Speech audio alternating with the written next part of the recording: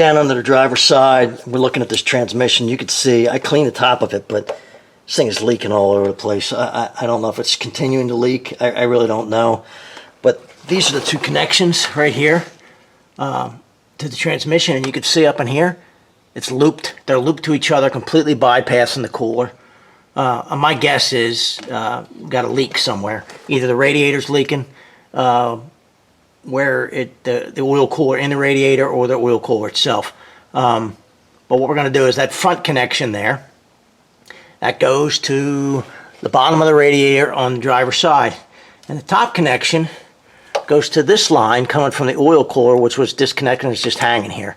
So we're going to unclamp it, put that line back, put these lines back where they're supposed to be, and we'll start it up for a minute and we'll see where it leaks. I got to think it leaks. I mean, oil's leaking there, you got transmission fluid. Now, I'm under here. I just wanted to show you something. That is not what you want to see. See that weld right there? Done very poorly, by the way. That's a nasty looking weld. And right here, back here. So what, this whole section has been replaced. Why? I have no idea. I don't know if the car's been hit. I'm going to reroute these hoses the way they're supposed to be. And then I'm going to start it for a minute and we're going to see where it leaks. I'm guessing radiator and fitting into the radiator, but we'll see. And then we'll have to see what we have to fix. And he was getting a temp light on the transmission, and that's why he bypassed the cooler like that. Yeah, it's going to get a little hot, and that fluid in that thing is cooked. We're going to replace all of it because it is nasty. You can't smell it, but I can smell it when I took the dipstick out, and it is cooked. All right, I've got my hoses, my lines to the transmission, between the transmission and the oil cooler radiator hooked back up.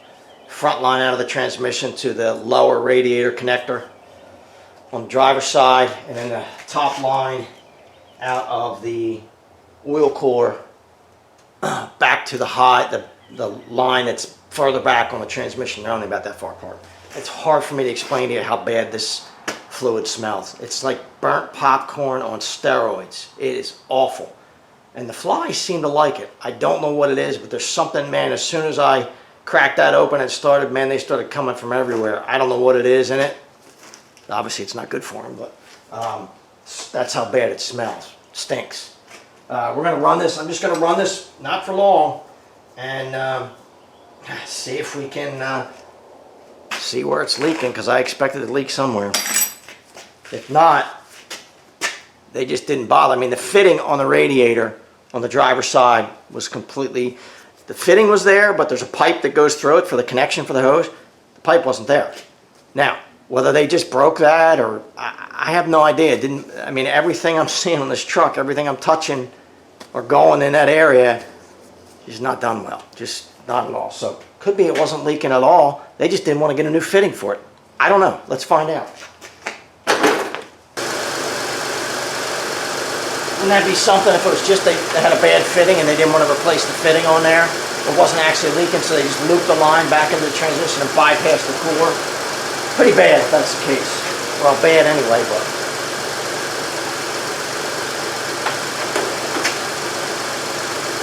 Alright, let me shut it off. I don't see anything leaking right now. Flies like this smell a lot. As soon as I opened it up, they were just like all over it. What is it, transmission? Transmission fluid. Wow. It's like burnt popcorn on steroids, right? Yeah. Yeah, it's nasty. Yeah. Really nasty. But I don't see any leak right now.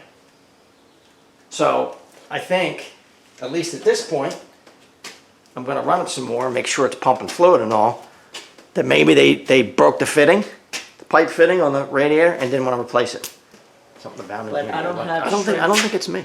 I don't think it's the stink. I think it's you. I mean, it's you. I smell. I don't know about that bad. They don't seem to congregate to me when I'm outside or anything, or inside. It's only in the garage. All right, so here looking down in front of the brake booster, there's your bolt, right? So why am I surprised at anything at this point in this truck? If you look in farther, past that little black wire harness, you'll see an empty bolt hole. That's bolt that's supposed to hold that harness in place. So I put the socket on the refill bolt to take it out. Not even tight. Just sitting in there. Wasn't even tight. Just, I don't know why I'm surprised. Everything I've touched on this truck has been done poorly. I didn't even tighten it up. I was leaking, had fluid all over the top of this transmission when I got it. I'm guessing that's why. Because I think that thing was just sitting in there, not even tightened up. Another thing I found was there's a washer that goes on the fill plug where you fill it. Yeah, wasn't there. So of course it's not going to stay tight. It's going to leak. This is one of those deals where you wonder why people don't trust auto mechanics, techs. This is one of those deals. Unfortunately, there are people out there who are very unscrupulous. And I don't think it's the vast majority, but they are there. And this seems to be one of them because everything, these are not mistakes. Now we're going to do a fluid exchange for the transmission on this. I've got the front, you can see the cover down there, the underneath, the cover from underneath. Just a couple 10mm bolts in front. Up in the wheel well, there's a couple push pins, one of which wasn't there. But I've got my funnel down into my fill. I'm going to go underneath, I'm going to drain, do a normal drain, which is 3.3 quarts. And then we're going to disconnect the return line that goes back to the transmission. I'll show you this. And I'm going to have somebody run it as we fill through the drain hole. We do not want to run it dry. We just want to keep filling it until it comes out clean. This transmission takes about 8.6 quarts if I remember correctly. So we'll do that and we'll check the levels and exchange all the fluid in it. Looking inside, you're sitting basically inside the driver's side wheel well. Looking at the side of the transmission on the driver's side, there's your drain plug right there. I'm going to undo that 3/8 drive square. So just put a 3/8 in it, should be, I believe. And try to crack it loose. There we go. And we're going to take it out of there and I'll probably splash it all over my light. I want to move my light a little bit here. Might make it harder for you to see or easier, I don't know. But let me try to get that out of your way. And so if it comes shooting out of there, which it will if there's anything in there, and there should be. I know it's harder to see now because I just took the light away, but it should come out of there. Got my pan. I'm just going to drain it here. Yeah, that is nasty, by the way. I've said this about 5 times already, maybe 10, but it is really, really, really dirty. I mean, extremely dirty. A lot of buildup. That's not that unusual. I mean, that's what it's there for. Powdery residue is, gonna happen. It's chunks you don't want to see. Drained it. Put the plug back in right there. You can see that. Now, here are the 2 lines coming into the transmission. The one to the right in the picture. See if I can get some better light. And the one to the right is the return line. I'm going to undo that clamp and I'm going to run this hose down into a pan. And then we'll do what I'd said before, which is run the engine, run the truck, fill through the fill hole at the top as we run it until it comes out clean, and exchange all the fluid in it. First, we're going to add 3.3 quarts, what we just drained out of the pan. This car, ATF DW1, I only use Honda OEM.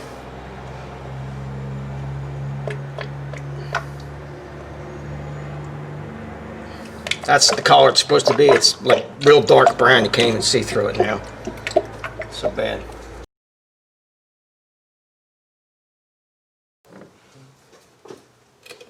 Alright, got my line disconnected, my return line from the cooler back to the transmission. It's right here.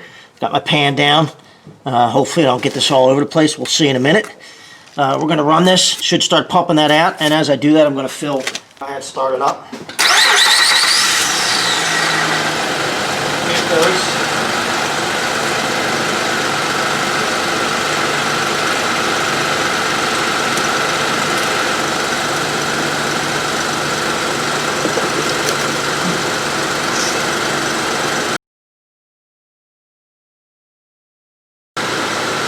I shut it off. I just gotta move my camera. I start it up.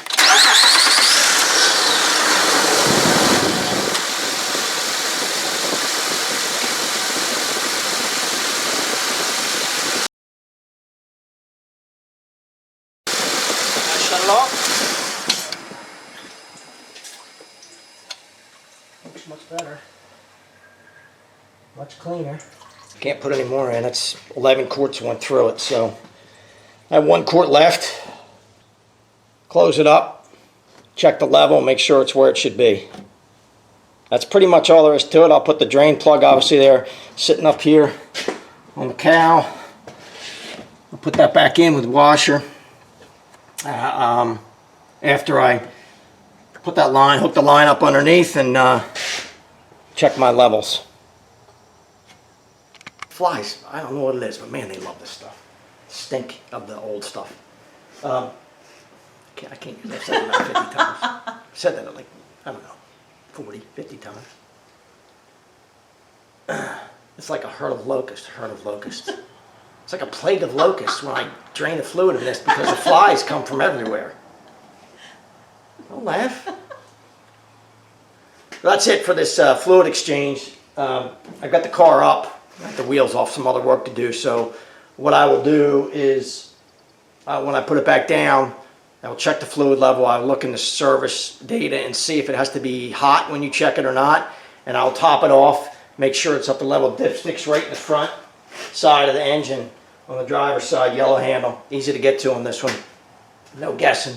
And then I'll put the fill plug, tighten that back on, and that's it. It's done. Make sure there's no leaks. But it's a real simple exchange to do on this truck because of the way the hoses are designed. They're just clamps. So you just undo the clamp and pull the hose off. Real easy to do. Needed to be done on this truck. It just was nasty. I mean, I've seen worse fluid, believe it or not. This is probably the worst smelling stuff I've smelled, though. It was pretty bad.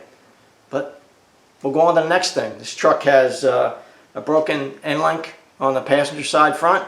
It has a busted wheel lug on the driver's side front. It needs front brakes, pads and rotors. They're not on metal, but they're real close. I haven't looked at the back yet.